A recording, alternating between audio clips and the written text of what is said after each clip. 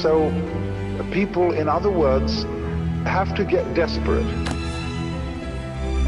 Imagine the idea that the moment you were born, you were kicked off the edge of a precipice, and you're falling.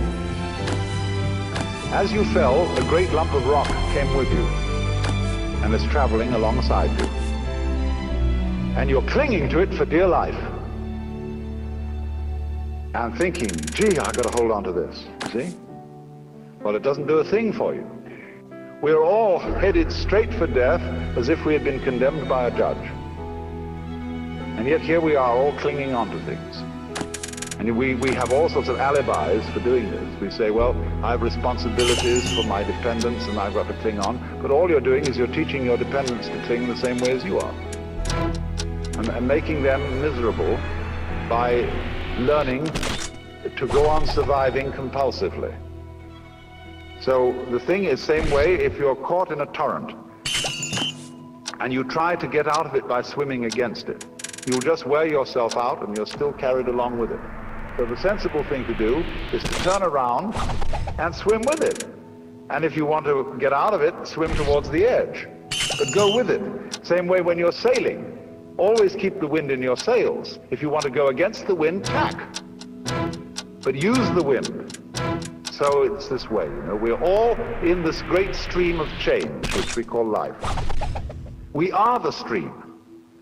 If you imagine you're separate from it and you're being carried along by it as if you were a cork, that's a delusion. You're a wave of the stream itself.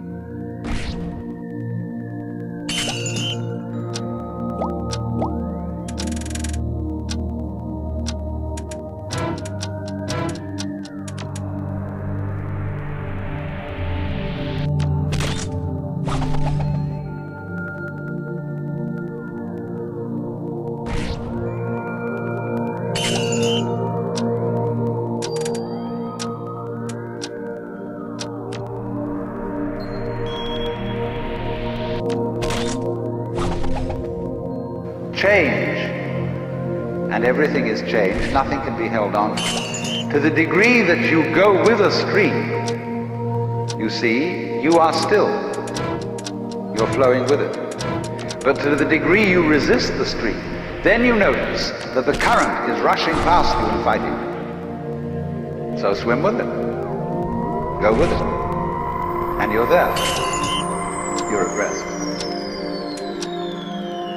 And this is, of course, particularly true when it comes to those moments when life really seems to be going to take us away. And the stream of change is going to swallow us completely. The moment of death. And we think, oh, this is it. This is the end. And so at death we withdraw. Say, no, not that. Not yet, please.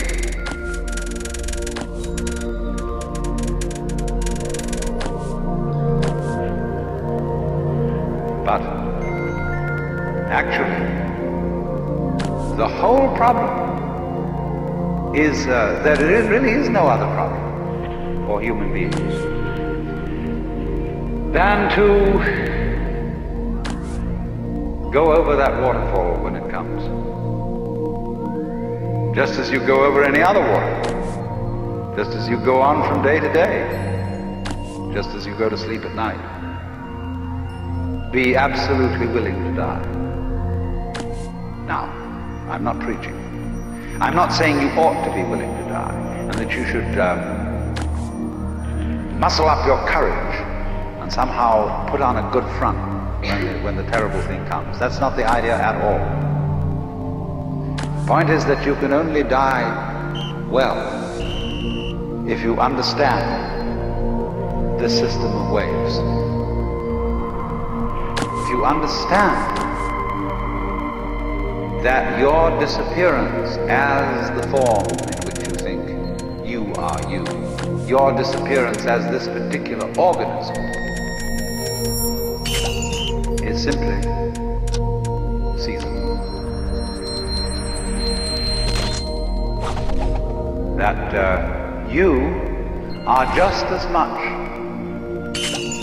the dark space beyond death as you are the light in it called life.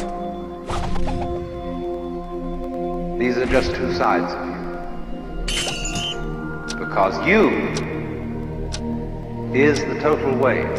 See, you can't have half a wave.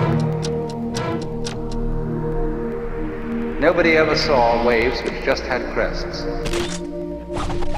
No troughs. So you can't have half a human being who is born but doesn't die. Half a thing. That would be only half a thing. But the propagation of vibrations, of life is vibration. It simply goes on and on, but its cycles are long cycles and short cycles. Space, you see, is not just nothing. If I could magnify my hand to an enormous degree so that you could see all the molecules in it, I don't know how far apart they would be, but it seems to me they would be something like tennis balls in a very, very large space. And you look, when I move my hand like this, say, for God's sake, look at all those tennis balls. They're all going together. Crazy. There are no strings tying them together. Isn't that queer? No, but there's space going with them. Space is a function of, or it's an inseparable aspect of, whatever solids are in the space. That is the clue, probably, to what we mean by gravity. We don't know. So in the same way, when those marvelous sandpipers come around here, the little ones, while they're in the air flying, they have one mind. They move all together. When they alight on the mud, they become individuals. They go pecking around for worms. But one click of the fingers, and all those things of them zipped into the air. They don't seem to have a leader, because they don't follow when they turn. They all turn together and go off in another direction. Amazing.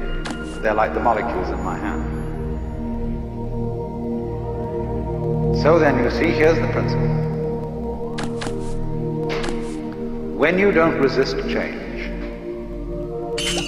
I mean over-resist. I don't mean being flabby. When you don't resist change, you see that the changing world, which disappears like smoke, is no different from the nirvana world. Nirvana, as I said, means breathe out. Let go of the breath. So in the same way, don't resist change. It's all the same principle. So the Bodhisattva saves all beings, not by preaching sermons to them, but by showing them that they are delivered, they are liberated, by the very fact of not being able to stop changing. You can't hang on to yourself. You don't have to try not to hang on to yourself. It can't be done. And that is salvation.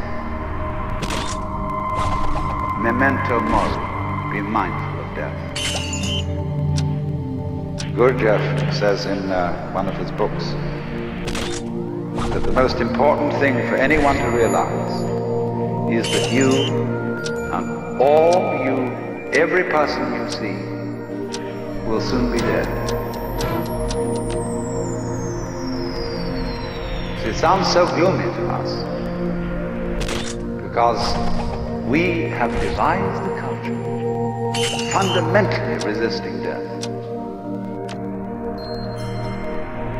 From the first standpoint, the worst is going to happen. You're all going to die.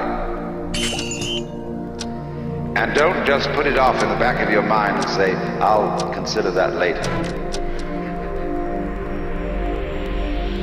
It's the most important thing to consider now, because it enables you. It is the mercy of nature, because it's going to enable you to let go and not defend yourself all the time, waste all energies in self-defense.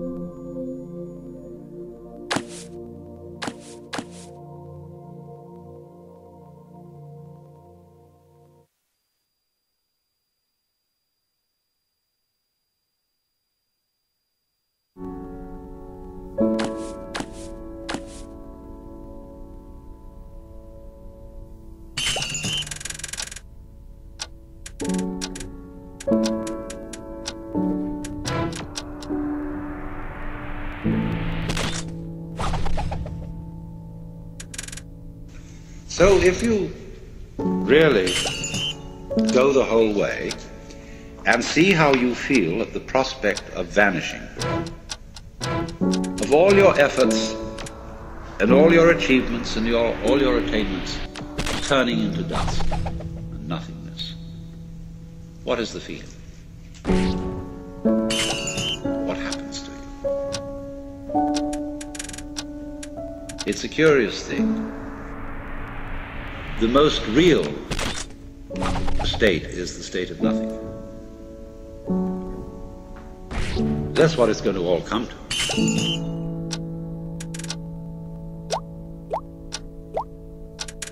And for some reason or other, we're supposed to find this depressing.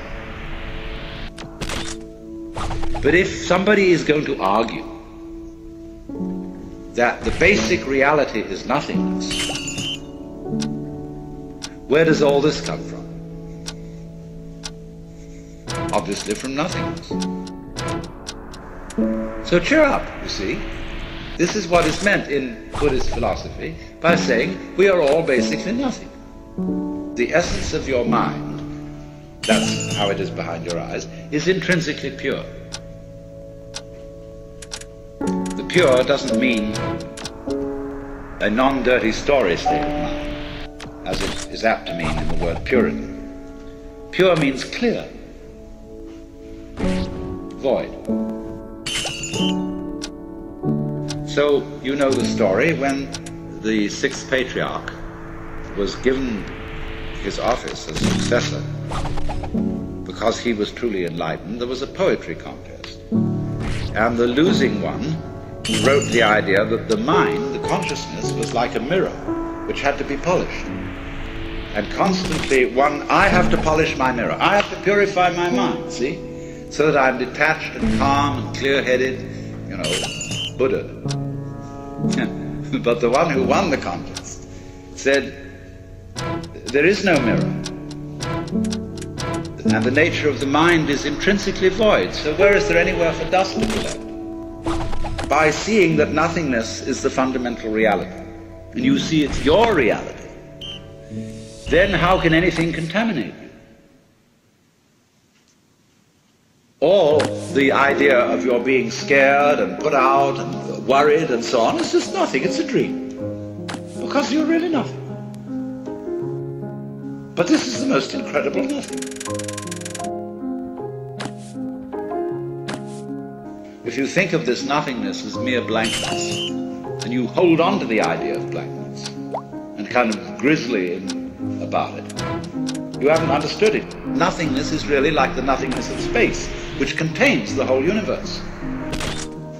All the sun, moon, and stars, and the mountains and rivers, and the good men and the bad men, and the animals and the insect, the whole bit, all are contained in void.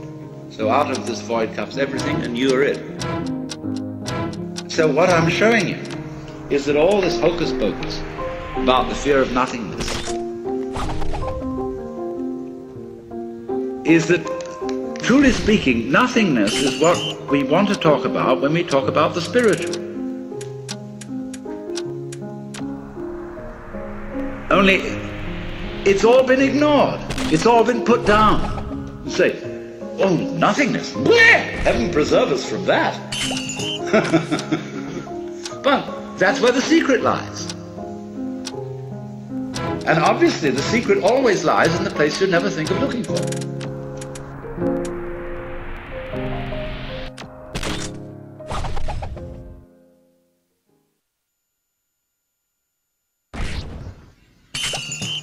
Let me try from the first to indicate the point that we're aiming at. The point is this, that human consciousness is at the same time as being a form of awareness and sensitivity and understanding, it's also a form of ignorance. The ordinary everyday consciousness that we have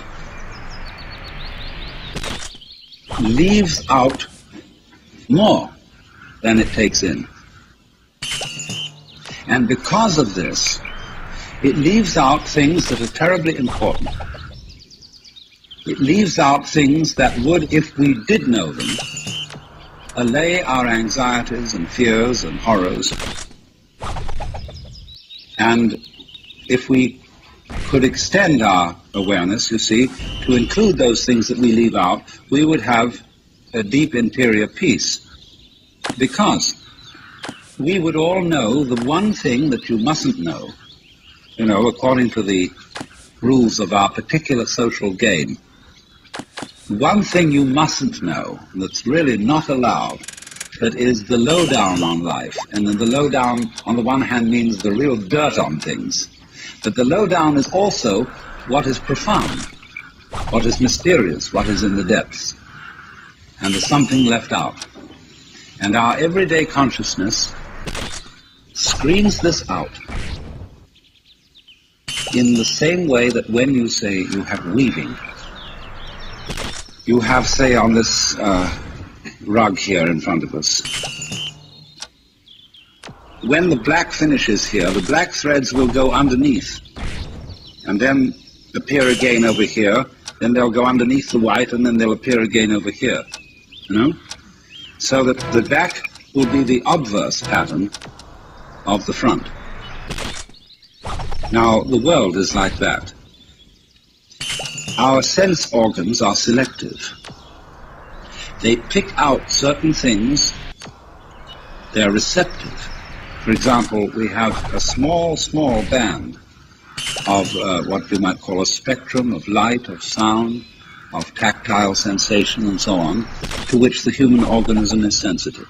But we know that outside that small band there is a huge range of vibrations to which we have built instruments that are sensitive. Things like cosmic rays, ultraviolet rays, gamma rays, hard X-rays, and so on.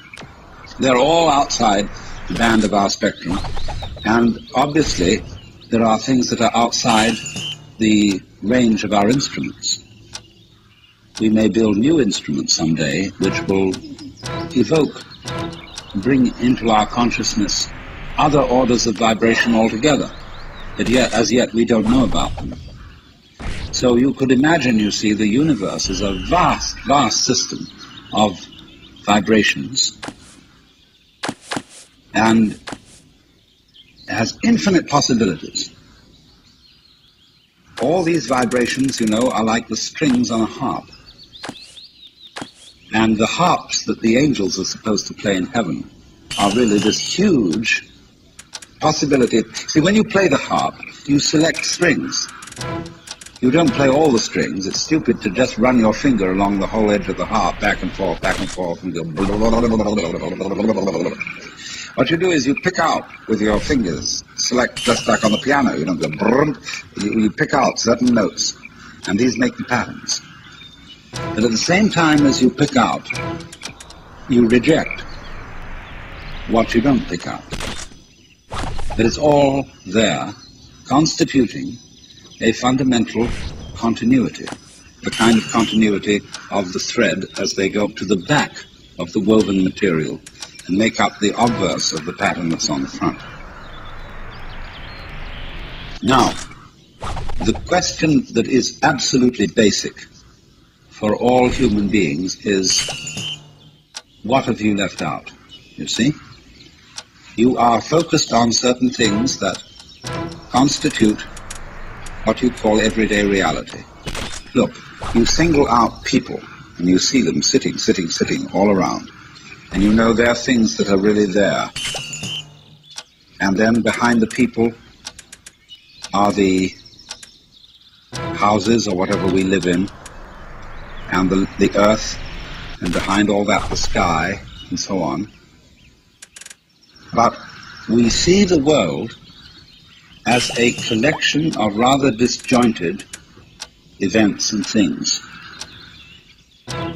And I might say to you as you came in here today, now, my goodness, you all forgot something. What did you forget? And you think, my goodness, did I put my pants on? Did I wear a sweater? Did I put my glasses and my hair on, or my wig, or whatever? And no, it's none of that. Well, something you've forgotten. See, everybody's forgotten something. You left it out. You just missed it. See?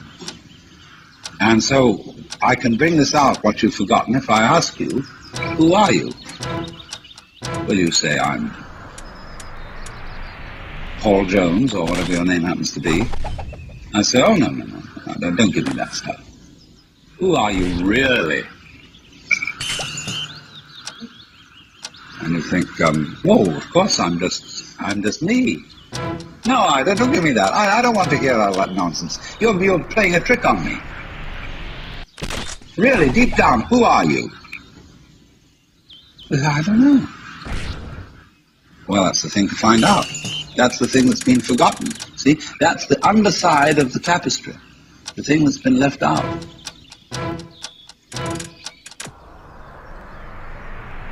Because what we are carefully taught to ignore is that every one of us, fundamentally, deep inside, let's put it that way, is an act of, a function of, a performance of, a manifestation of the works. The whole blinking cosmos, with all its galaxies, and forever and ever and ever, whatever it is beyond that, what you might call God in the Western tradition, or Brahman in Hindu philosophy, or Tao in Chinese. Every one of us is really that, but we are pretending we aren't. And we're pretending with tremendous skill and deception.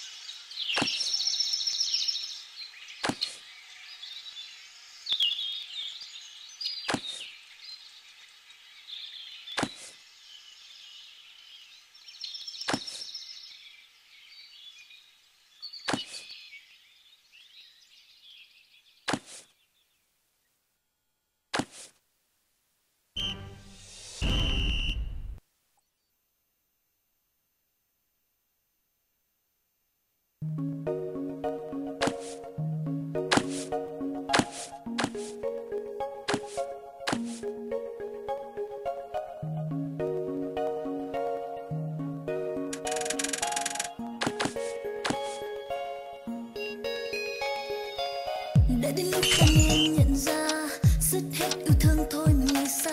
Đã đến lúc anh nên phải nhận ra, bao nhiêu lần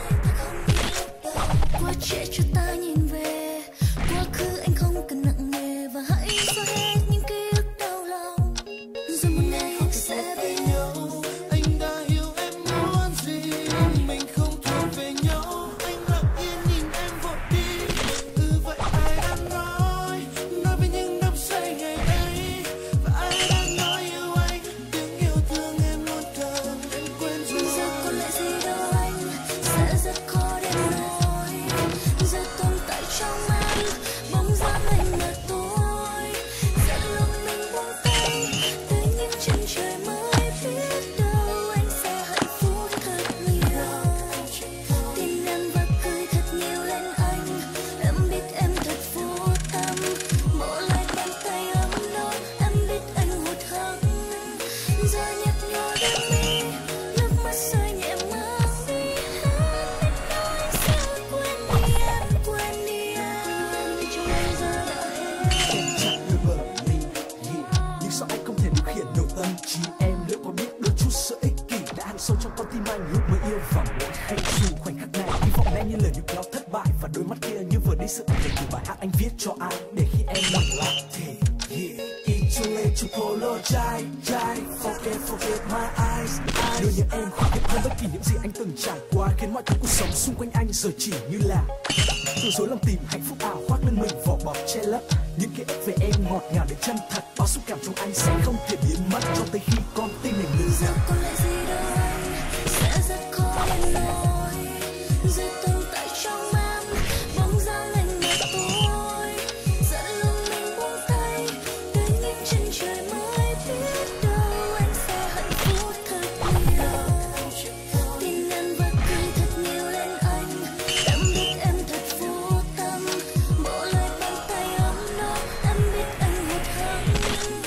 Giờ nhạt nhòa đôi mi, nước mắt rơi nhẹ mang đi hết, biết đâu anh sẽ quên đi em, quên đi em.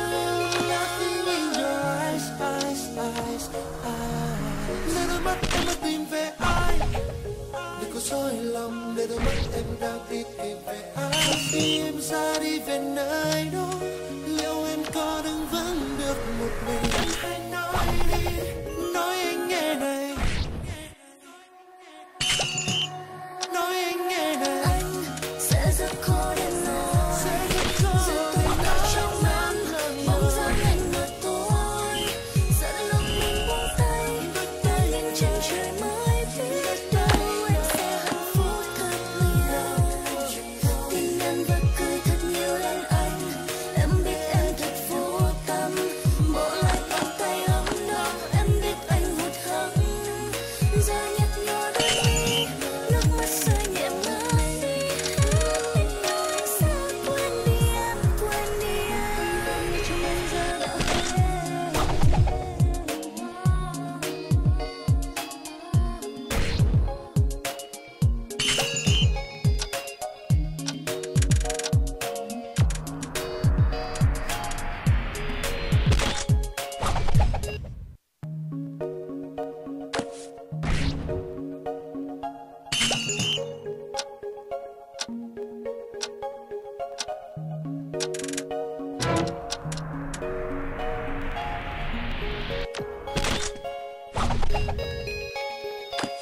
Để đến lúc ta nên nhận ra dứt hết yêu thương thôi mình lìa xa, để đến lúc anh nên phải nhìn ra bao nhiêu lâu nay ta không như lúc đầu.